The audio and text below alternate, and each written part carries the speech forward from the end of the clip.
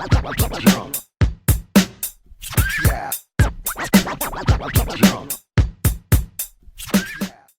aí, povo! Bem-vindos a mais uma aula de História do nono ano. Eu sou o professor Marlon e a gente hoje volta para continuar falando de História do Brasil lá nos anos 20. Hoje nós vamos falar da década de 1920 com vocês. Bem-vindos a essa aula de História, então. E para você relembrar, tá aqui anotadinho, vou até colocar para você ficar mais fácil aí. Isso! Aula de História no ano, eu sou o Marlon Peterlini e hoje o tema da aula de hoje, dessa nossa quarta aula, é tenentismo e coluna Prestes. Olha, duas expressões diferentes aí para você. Tenentismo e coluna Prestes. Esse coluna Prestes vai ficar meio complicado, já você vai entender melhor. Tenentismo vem da palavra tenente. Já ficou um pouco mais fácil de você entender. Relaxa que hoje nessa aula a gente vai falar bastante sobre isso, você vai sair entendendo bem tranquilinho tudo sobre isso. Pra gente começar bem, a gente tem uma imagem para dar uma contextualizada, para você entender um pouco melhor isso. Dá uma olhada bem nessa imagem aqui que está do seu lado esquerdo aí. Você tem uma imagem onde você tem uma galera reunida, uma manifestação, com uma faixa ali na frente, né? 3,80, o povo não aguenta. Essa foto é de uma manifestação na cidade de São Paulo, em janeiro de 2016. Essa manifestação foi reunida para protestar contra o aumento das tarifas do transporte público na cidade de São Paulo. Você tem então uma galera reunida ali, dizendo que é contra esse aumento de tarifas lá em São Paulo naquela época, na ocasião. É legal. De um tempo para cá tornou-se muito comum no Brasil pessoas reunindo-se para protestar contra algo que elas considerem injusto, que elas considerem errado, que elas considerem que não está certo, não está acontecendo da forma como deveria acontecer. Então, essas manifestações são muito comuns. Boa parte delas convocada via redes sociais. As redes sociais no Brasil ajudaram muito, não só no Brasil, mas no mundo, ajudaram muito a convocar essas manifestações, a marcar melhor a reunião dessas pessoas em determinado lugar e a organizar até a pauta do protesto. Então, hoje no Brasil, as redes sociais facilitaram muito isso. Essa foto aí mostra 2016 em São Paulo. Isso hoje. Essas manifestações sempre ocorreram? Sempre o povo foi para as ruas se manifestar contra algo que considere injusto, que considere errado? As pessoas sempre saíram das suas casas para mostrar alguma insatisfação ou até algum apoio? Sempre foi assim no Brasil? Você já parou para pensar nisso? Será que a gente sempre teve esse tipo de manifestação acontecendo? Como que isso aconteceu em outras épocas, antes das redes sociais? Como que isso acontecia no Brasil? E o principal, como que isso acontecia no período do coronelismo? Lembra que você estudou isso nas duas primeiras aulas que a gente teve? Então, como que isso acontecia lá há 100 anos atrás, há pouco mais de 100 anos atrás? Como que eram essas manifestações? A população podia ir para as ruas, exigir alguma mudança, ou exigir que algo fosse diferente? Era tranquilo isso? Que tipo de gente tinha condições de ir para a rua? Havia apoio, o governo incentivava, não incentivava? Como acontecia essas manifestações lá no coronelismo? Então você conseguiu entender um pouquinho, refletindo aí, o que a gente vai tratar na aula de hoje? As manifestações que hoje são muito comuns, como se manifestava há mais de 100 anos atrás? Então, vamos conversar sobre isso. Mas antes de conversar sobre esse tema da aula de hoje, eu preciso relembrar com você a nossa última aula. A nossa última aula é também lá esse Brasil dos anos 20, dos anos 1900 até 1922, que a gente foi mais ou menos na última aula. E você vai lembrar que a gente tratou de dois temas. Lembra lá? A gente viu que, na última aula, a gente viu que o movimento operário brasileiro foi muito forte na República Velha, na chamada Primeira República. Muito forte. Os operários conseguiram conquistar, através de alguma luta, alguns direitos. Esse movimento operário, então, passou a existir de maneira forte no Brasil no período republicano. Em 1906, você lembra, houve o primeiro Congresso Operário, e em 1917 tem a primeira grande greve operária.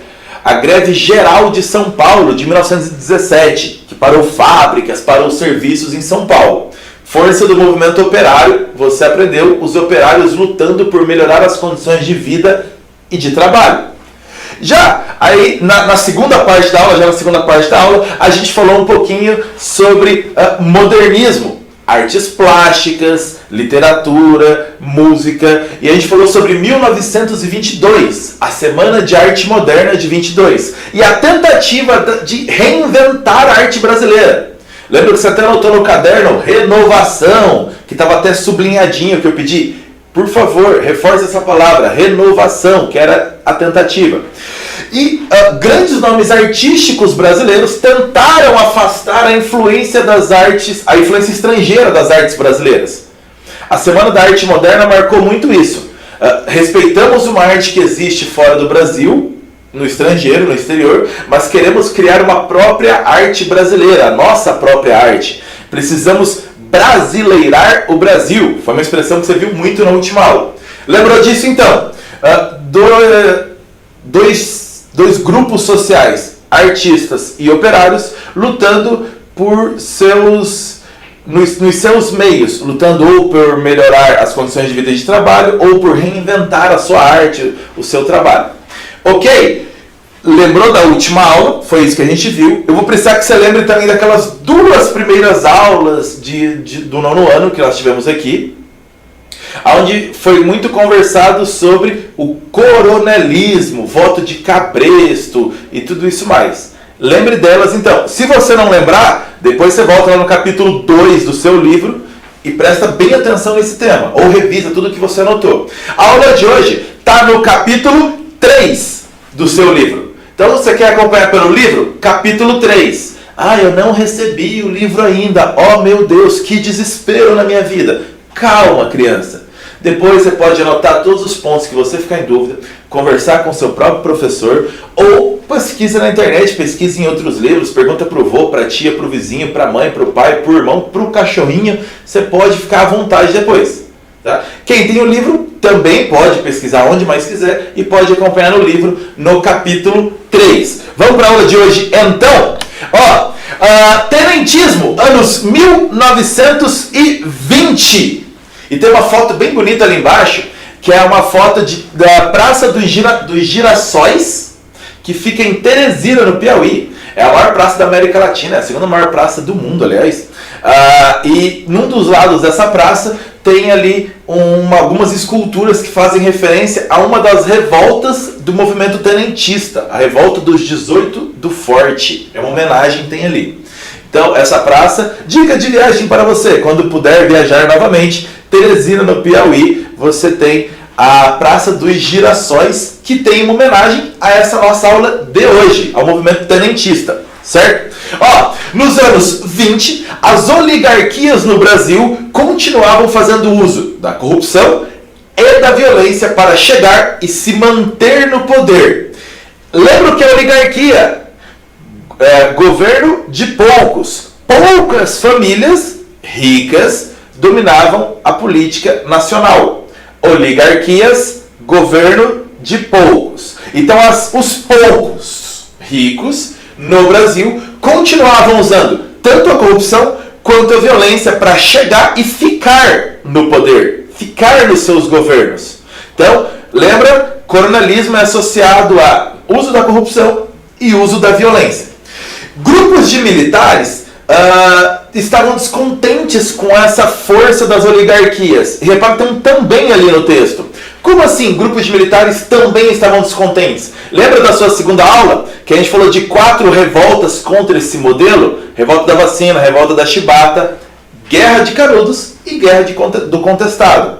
Então, o povo estava revoltado e também grupos de militares também, alguns grupos de militares também se revoltaram contra essa situação.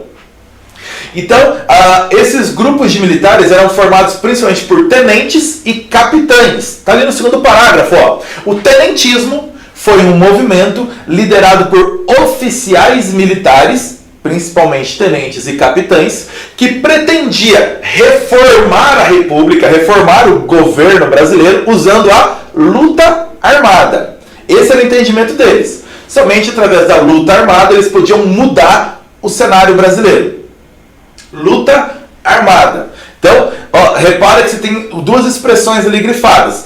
Tenentismo, e você tem mais embaixo na última linha, luta armada. Tenentismo, tenentes e capitães. Então você tem uma galera classe média, a gente pode dizer, que entra nas Forças Armadas e está meio revoltada com essa situação dessas oligarquias, esses poucos grupos mandando e usando de muita violência e principalmente de muita corrupção. E esse é o grande motivo dessas revoltas tenentistas. O grande uso de corrupção no Brasil durante a República Velha, nesse governo das oligarquias. O que você precisa marcar? Muito forte. Tenentismo, movimento de militares, principalmente tenentes e capitães, que queriam mudar o governo do Brasil, mudar a República. Tática usada, luta armada. Acreditavam que só assim o Brasil poderia mudar, poderia se tirar as oligarquias e transformar realmente a República numa coisa pública.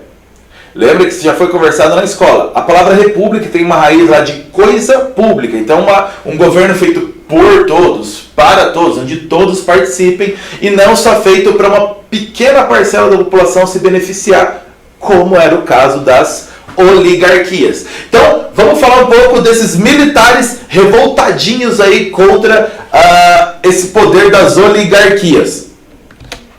O que eles estavam pedindo? Então você tem aí 5 principais itens pedidos por esses tenentes. Moralização da administração pública, o uso da moral. Vamos ser éticos no uso do dinheiro público para administrar o bem público. Vamos esquecer a corrupção. Além disso, fim da corrupção eleitoral. Lembra de um item muito importante que você viu lá na primeira aula? Voto de cabresto. Quando, usando do voto aberto, o político ou o coronel obrigava o cidadão a votar naquele candidato que o coronel mandasse. Então, em troca de favores, em troca de dinheiro, em troca de ameaça, de violência. Então, eles querem o fim dessa corrupção eleitoral. Que o eleitor possa votar em realmente quem ele queira votar. Que o voto seja a vontade do eleitor e não a vontade do coronel. Essa é a ideia. Terceiro item, voto secreto. Eu só posso garantir que o cidadão, o eleitor, vote em quem ele quiser se eu garantir o sigilo, o segredo do voto dele. Então, era fundamental no entendimento dos tenentes o voto secreto. Nada de voto aberto, eu tenho que anunciar em quem eu votei e todo mundo ficar sabendo. Porque daí, logicamente, eu vou ter medo de represália, medo de sofrer algo pela minha escolha de voto. Com o voto secreto, o problema seria resolvido. Só eu sei em quem eu votei. O movimento tenentista também pediu uma justiça eleitoral confiável, porque até então na República Velha, quem fazia o papel de justiça eleitoral, quem fiscalizava se a eleição estava acontecendo dentro da lei, normalmente era o próprio coronel ou pessoas designadas ou a mando do coronel. O poder estava nas mãos desse coronel. Então, uma justiça eleitoral, independente, mais confiável, para fiscalizar realmente o processo eleitoral. E ensino gratuito e obrigatório a todos os brasileiros. Qual é o entendimento? Para a gente conseguir fazer um país com uma política melhor, quanto mais as pessoas estudarem, melhor elas vão pensar e melhores escolhas elas vão fazer. Essa era a ideia. Então, temos que ter um ensino gratuito e de frequência obrigatória, que o aluno seja obrigado a ir para a escola. Mas para isso, a escola precisa ser pública, pelo menos. A escola precisa ser gratuita para ele. Então, você tem ali embaixo até realmente uma faixa de mais uma manifestação que aconteceu nos últimos anos no Brasil, lá em Brasília, no Congresso Nacional. Lembra esse prédio da foto? Congresso Nacional. Mais à frente, ao longo do ano, a gente vai falar sobre a construção de Brasília e sobre toda a construção do Congresso Nacional. Então ali você tem o prédio da Câmara dos Deputados, o prédio do Senado Federal, que formam o Congresso Nacional. E na frente do Congresso, a faixa corrupção não. Repara, é um pedido atual de algo que já está na pauta dos pedidos do tenentismo de 100 anos atrás. Continuamos pedindo corrupção? Não. Então repara que uma dessas lutas do tenentismo a gente ainda não conseguiu concluir com eficiência. A gente ainda está protestando muitas vezes, ou vê muitos protestos contra a corrupção no Brasil.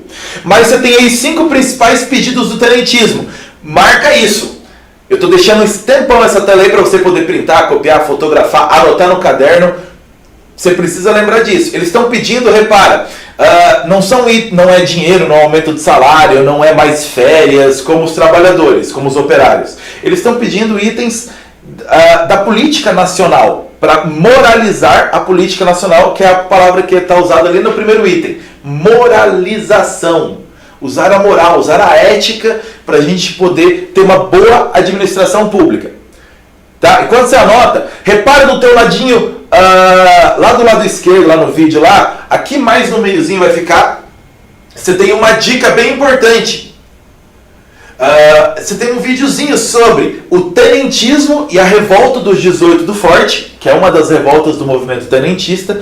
Tem ali um linkzinho de um vídeo para você assistir, depois você pega lá bonitinho, anota ele aí certinho, tudo bonitinho, para você depois dar uma pesquisada, olhar, assistir, vai facilitar muito o teu entendimento. Anota isso aí, é uma dica bem legal, vai facilitar muito para você. Claro, além disso, você pode pesquisar o material que você quiser depois achar, encontrar e ler o seu livro, lembra disso, é importante. Pra gente continuar, então vamos falar sobre ela. Antes de falar sobre a revolta dos 18 do Forte, tem um quiz para você. Responde ele rapidinho, abre lá o teu aplicativo, corre responder esse quiz, ele tá bem facinho para você, responde agora.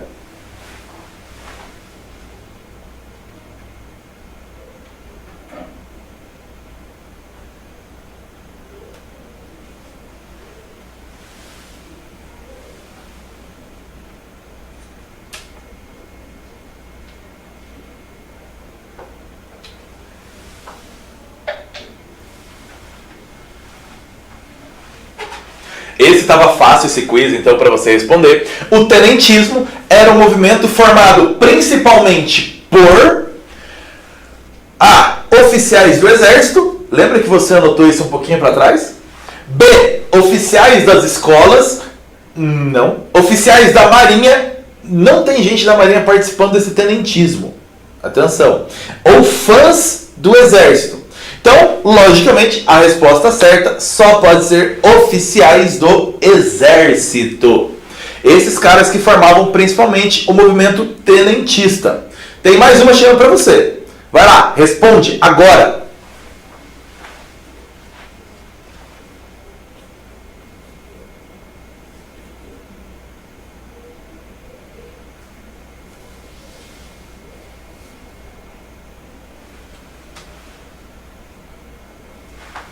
Essa questão, ela tem algo importante. Aquele aluninho que não leu o enunciado que está em cima, colocadinho lá em cima, e ele vai ver só as alternativas. Ele coloca, meu Deus, e agora? Tem um monte de resposta certa. O professor me enganou. Leia o enunciado, criança. Por favor, leia o enunciado. Não, tá até grifadinho lá, tá sublinhado para você ver. Não era uma exigência do movimento tenentista.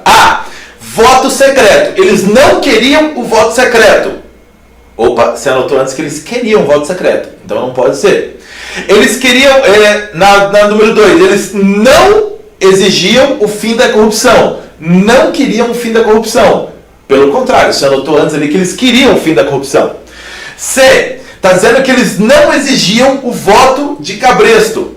Opa, lembra que é o contrário? Eles exigiam o voto secreto, como está na letra A. Então, não era uma exigência do movimento tenentista voto de cabresto. Eles queriam acabar com o voto de cabresto. Eles não estavam pedindo o voto de cabresto. A letra D, claro, eles queriam a obrigatoriedade do ensino. Ele tinha que ser gratuito e público. Então você tem aí resposta certa nesse quiz número 2. Voto de cabresto. Não era uma exigência do movimento tenentista. E agora sim, a revolta dos 18 do Forte de Copacabana. Ela é muito conhecida como revolta dos 18 do Forte. Por que 18? Repara, a data dela está na tua primeira linha. 5 de julho de 22. E aconteceu nos quartéis do Rio de Janeiro. Se é 5 de julho de 1922, por que o nome 18 do Forte? Essa foto aí embaixo te explica muito bem isso. A gente já chega lá. Mas repara, você tem poucos soldados andando pelas ruas. Na foto você não vai conseguir contar todo mundo, mas tem 18 aí nessa foto.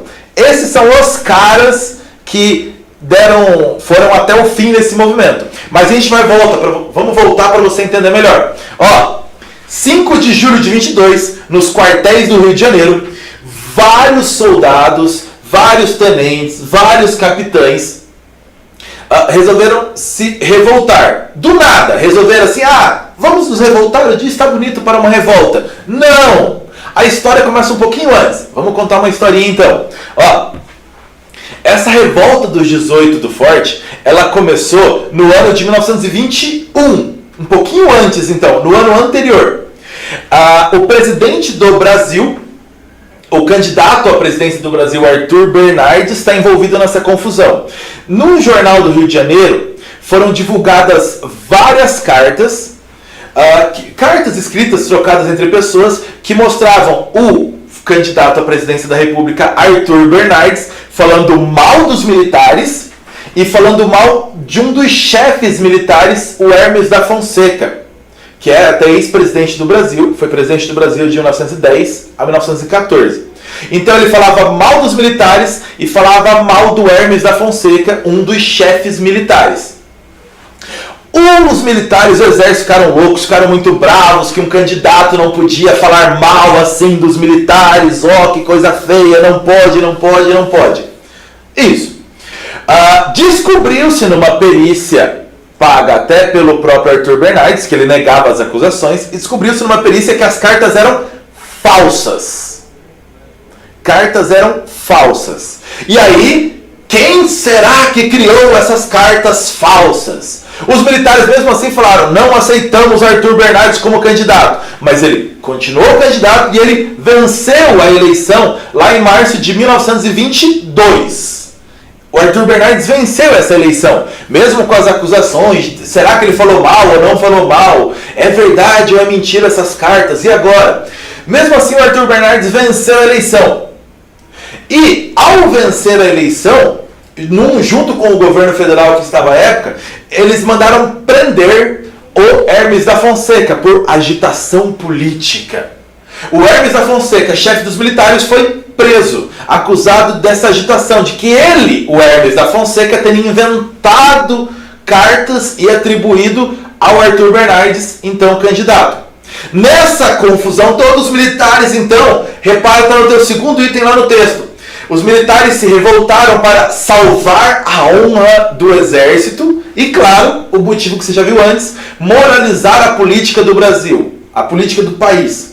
Então, os militares, esses tenentes e capitães principalmente, que já estavam querendo mudar o Brasil, querendo reformar a República no Brasil, tem agora um motivo, segundo eles, justo para ir para as ruas e para tirar todo o governo federal e trocar todo o governo e impedir a posse do Arthur Bernardes.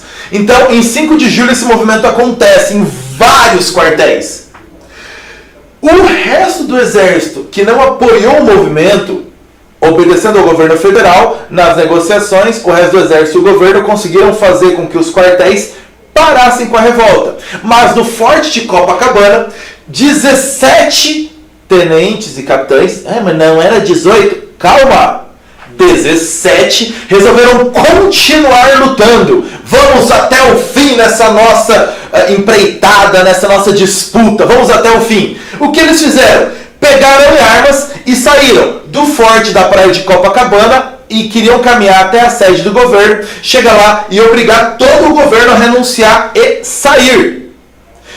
Junto com esses 17, Otávio Correia, que era um civil, na foto, ele é esse carinha aqui, que então da tua esquerda para a direita é o quarto carinha, o que está de chapéu ali, de terno e chapéu. Chega mais pertinho da TV, você vai conseguir ver, aproxima aí tua tela do celular, você vai conseguir ver.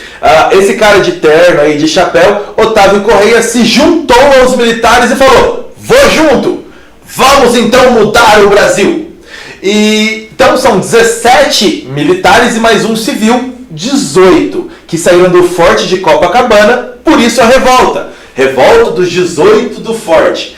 Eles saíram andando as ruas e numa das avenidas, repara que tem a praia de Copacabana, tá bem do ladinho, você tem a praia de Copacabana aparecendo ali, e nessa marcha deles eles encontraram tropas do exército, fiéis ao governo, que não estava apoiando o movimento, e nesse confronto 18 contra 3.000, eu não preciso contar como que terminou essa troca de tiros, né? Tá ali, ó. O governo interveio, centenas de militares se renderam e 17 militares e um civil saíram para invadir a sede do governo.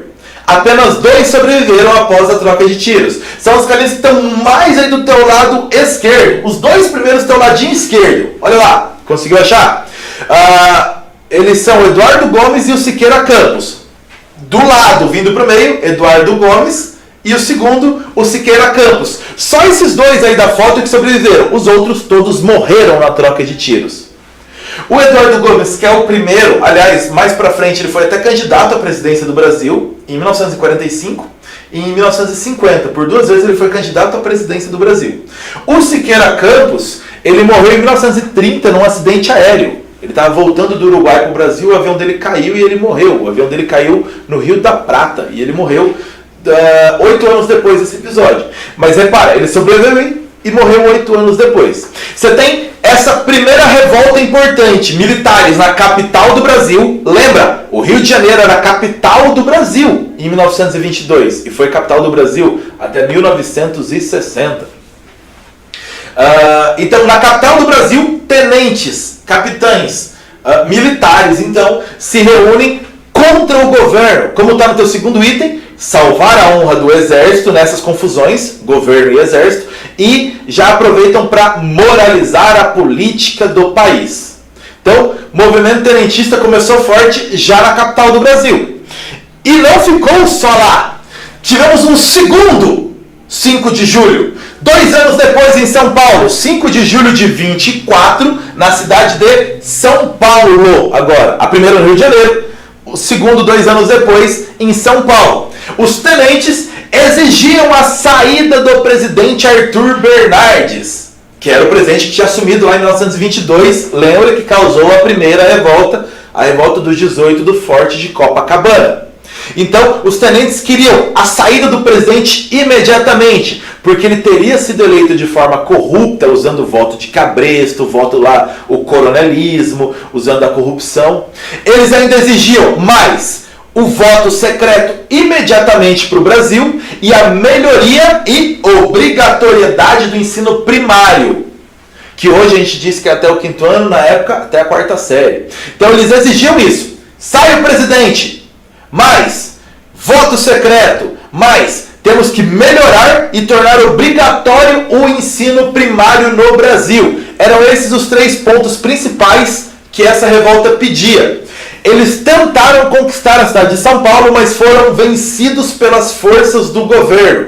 Deu porrada mesmo em São Paulo. Tiro, canhão, fuzil, pelas ruas de São Paulo. Você teve uma guerra de verdade em São Paulo. De verdade. Prédios destruídos, casas destruídas. E parte do exército então brigando. Exército contra exército em São Paulo. Ao contrário da revolta dos 18 do Forte de Copacabana, que eram 18 contra 3.000 e virou um massacre, em São Paulo foram dias seguidos de guerra, de disputa mesmo. Então, guerra e disputa pesada em São Paulo. Houve guerra, houve troca de tiros, canhão, tudo mais acontecendo. Como esses tenentes estavam em menor número, eles acabaram então fugindo. E está ali o último item. Cerca de 1.000 militares formaram a chamada Coluna Paulista e partiram para Foz do Iguaçu e eram liderados pelo Miguel Costa. Coluna em exército, essa formação é uma formação do exército para marchar. Então a Coluna Paulista partiu de São Paulo para Foz do Iguaçu, no extremo oeste do Paraná. A liderança do Miguel Costa, que nessa imagem que você tem aí embaixo, que é a imagem de alguns desses militares, é o mais alto, bem no meio. Ele está bem no meio ali, é o mais altinho de todos, você vai ver bem no meio. Esse é o Miguel Costa. Ele, e junto com outro líder, que não está nessa imagem, Isidoro Dias Lopes, eles lideraram essa revolta e eles então fogem para Foz do Iguaçu. Por que Foz do Iguaçu? Calma, você já vai entender o porquê, tem um outro acordo chegando aí. Mas ó, você tem duas revoltas importantes de tenentes em duas importantes cidades do Brasil. Rio de Janeiro, a capital, São Paulo, uma das maiores cidades do Brasil na época. Em dois momentos, querendo moralizar a república, melhorar o governo, acabar com a corrupção, acabar com o voto aberto e tudo mais.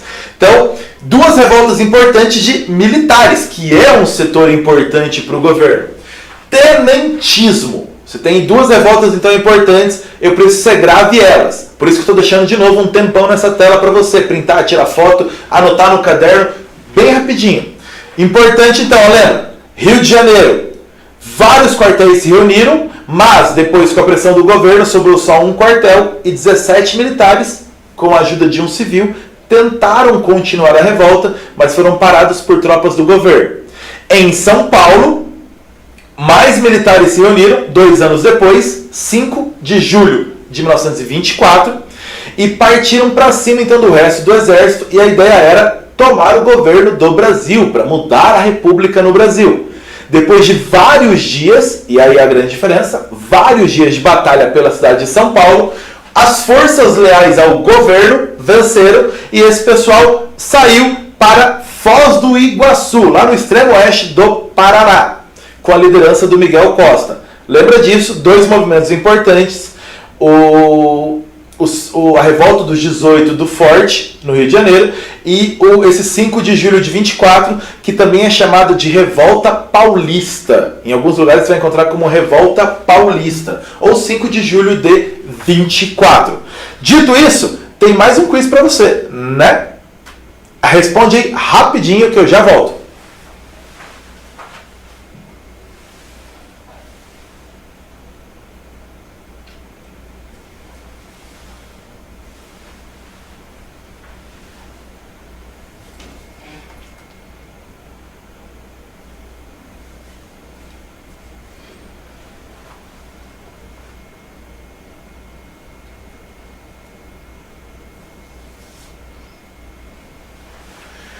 E aí, essa pergunta também não era tão difícil assim, né? Sobre a revolta dos 18 do Forte e a revolta de julho de 24, o que está correto ali? A. Essas duas revoltas venceram o governo.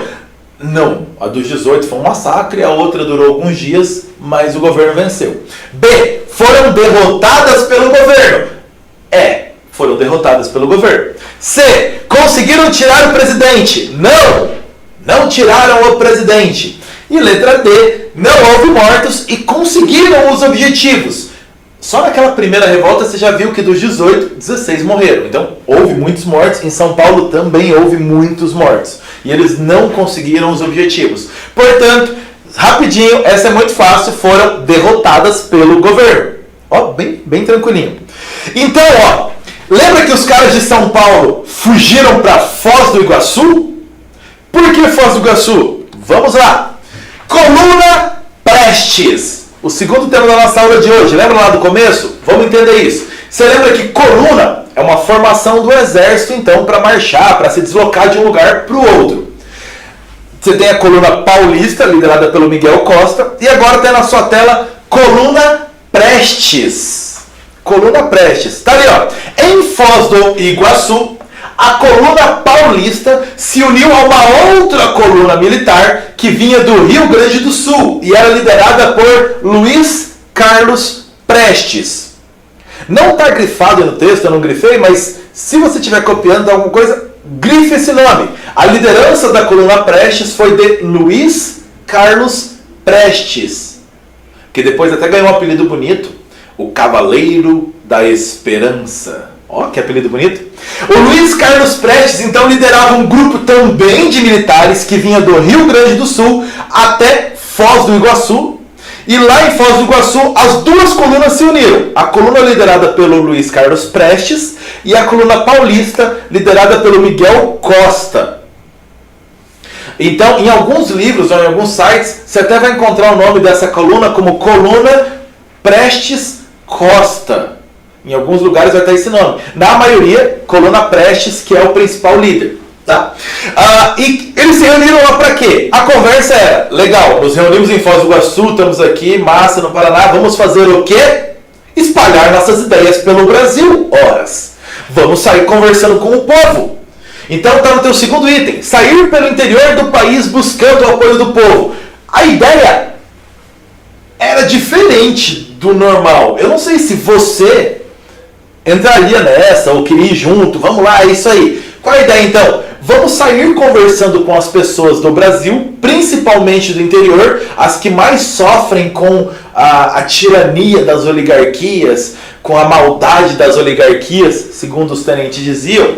Vamos conversar com a população e convencer a população que está errado, não pode ficar assim, e temos que mudar o Brasil. Então precisamos do apoio do povo, da força do povo para mudar o Brasil. Olha que ideias bonitas. Como vamos conversar com o povo? Pela televisão? Não tinha TV. Não. Pelo rádio? Não. Tava mais ou menos começando. Vamos então escrever cartas. Você tem boa parte da população analfabeta ou com pouco acesso à comunicação. Então vamos fazer o quê? Simples. Vamos conversar com as pessoas diretamente. Um frente ao outro. Tá, mas para conversar com as pessoas do interior do Brasil, eu vou ter que ir até as pessoas do interior do Brasil. Essa é a ideia da coluna Prestes. Vamos sair andando, chegar na cidade, falar, e aí, São João, vamos conversar um pouco. Você sabe aí que o coronel está mandando muito, e ele é muito corrupto, ele é malvadão, ele está desviando dinheiro, ele não é bonzinho, ele está te obrigando a votar no candidato que ele quer, para ele manter o poder dele, o dinheiro dele, e não está fazendo boas coisas para o senhor, seu João. Essa é a ideia. Vamos de cidade em cidade conversar com a população. Então, terceiro item, eles eram contra as oligarquias e, claro, contra o governo. Então, lembra lá daqueles 5 itens principais que o movimento tenentista, que os tenentes e capitães estão pedindo? Então tá aí. Queremos moralizar o Brasil, queremos o voto secreto, queremos o fim da corrupção eleitoral, queremos tirar as oligarquias do poder, queremos que o Brasil tenha uma justiça eleitoral de verdade, ou seja, tirar todo o poder dos tais coronéis, e queremos também um ensino gratuito e obrigatório no Brasil, que ele seja melhor. Para tudo isso, vai contra as oligarquias. Então precisamos convencer o povo de que está tudo errado e precisa mudar tudo. Então vamos falar com o povo, e o povo vai nos aceitar, o povo vai amar a ideia, todo mundo vai ficar junto com a gente. A ideia era muito boa. Na prática, vamos ver o que aconteceu. Onde eles eram bem recebidos, eles entravam na cidade, a cidade recebeu bem. Uhul! Viva os tenentes, viva os capitães, venham cá, bem-vindos, venham comer na minha casa. Onde eles eram bem recebidos, eles entravam nos órgãos públicos e queimavam registros de dívidas ou de impostos atrasados do povo. Eles queimavam registros que os coronéis mantinham, ou que os políticos mantinham, de que o povo estava devendo, de que o povo precisava disso ou daquilo, precisava pagar isso ou precisava pagar aquilo. Queima os registros, olha que legal, você não deve mais, não tem registro mais disso. E eles diziam que estavam livrando o povo dos abusos dos poderosos. Onde eles eram bem recebidos e faziam isso, o povo amava o rule. E nas cidades onde o coronel tinha muita força, lembra que ele é um chefe policial também importante aí. Nas cidades onde o coronel tem muita força, que eles não eram bem recebidos, havia troca de tiros, disputas, e eles partem dali para uma outra cidade, tentam ser bem recebidos em outra cidade. Reparou? Eles vão fazer isso a pé, caminhando. Às vezes você reclama de ir da sua casa até a escola dizendo que é longe. Avalie fazer isso que esses caras estão propondo, andar o Brasil. Hoje o 5º maior país do mundo em extensão territorial. Vamos andar a pé, de cidade em cidade, falando com o povo. Olha a loucura das ideias então, e eles partem para isso. Coluna Prestes. Tem aqui para você, ó. Aqui tem a foto da coluna Prestes. Essa foto foi publicada na revista Careta, do Rio de Janeiro, em 1927. É uma foto de 1926, que foi publicada em 1927. E aqui você tem, lá da sua esquerda para a direita, o terceiro é o Luiz Carlos Prestes, com o lenço amarrado aqui e tal. O terceiro carinha ali com o lenço amarrado, com a perna cruzada ali e tal, o lenço amarrado.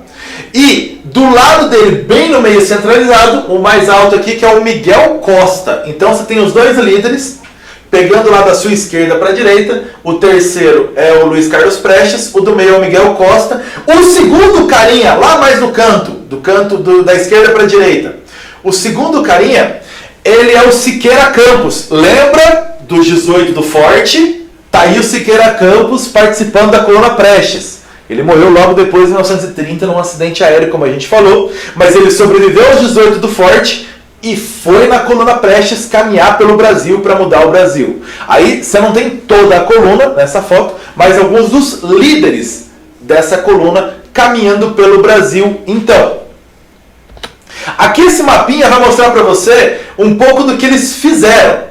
Tá ali ó, o item, 25 mil quilômetros.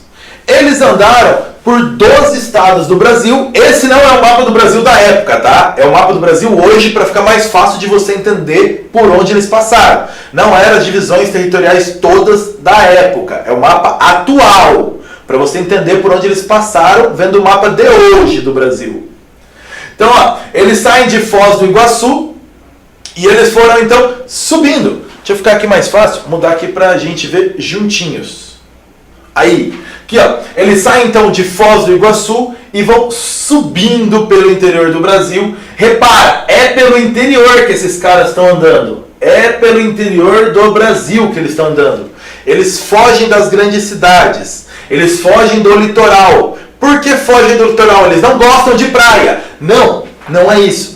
Eles estão fugindo das grandes cidades, das capitais, onde a presença do exército e a força da polícia é muito maior. Lembra? Eles estão contra o governo. Logicamente, o governo vai querer tirar o poder deles, vai querer prender todo mundo. Então, eles vão pelo interior, fugindo das grandes cidades. E nesse interior, nas pequenas cidades, a ideia é conversar com a população do Brasil. A ideia é falar com a população, vamos parar com isso, temos que moralizar o Brasil, temos que parar de votar nos coronéis, tirar o poder das oligarquias. Essa é a ideia pelo interior do Brasil, certo? Vamos voltar aqui para ficar melhor. Isso, ó. Então, eles evitaram grandes centros. Evitaram, você consegue ver isso bem claro nesse mapinha seu.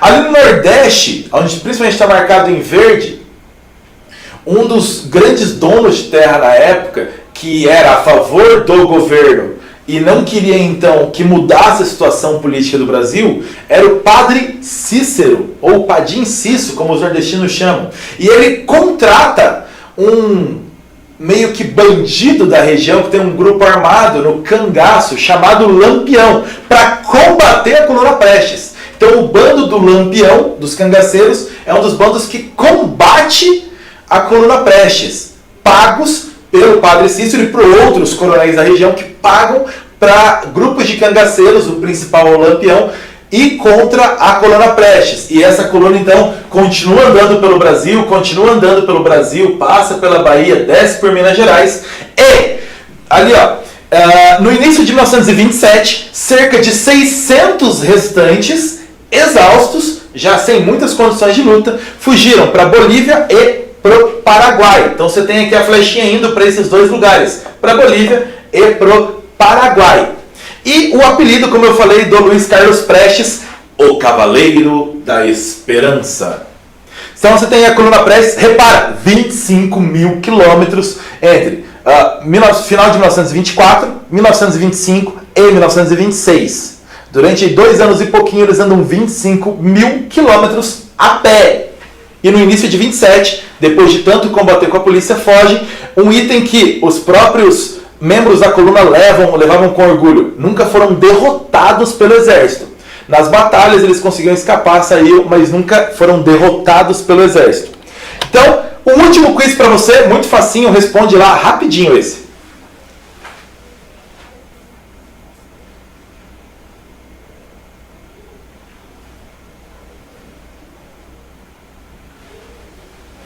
Pronto, viu? Facinho? Quem foi o principal líder da coluna Prestes? Júlio Prestes, João Pedro Prestes, Luiz Carlos Prestes ou Matheus Henrique Prestes? Agora o Matheus Henrique Prestes olhando ali e fala, cara, eu tô ali, ou o João Pedro tá me olhando. Então, quem foi o líder da coluna Prestes? Bem facinho para você, o Luiz Carlos Prestes. E aquele resumão da aula de hoje para você. Salva a tela aí, printa, tira a foto, pausa a tela, pausa o videozinho, anota isso no caderno, o resumo da nossa aula de hoje. É isso, pessoal. Tá feita a aula de hoje para vocês. A gente volta na próxima aula para falar do que aconteceu pegando carona no movimento tenentista, o que aconteceu na história do Brasil. Eu sou o professor Marlon, obrigado pela aula de hoje. A gente volta na próxima.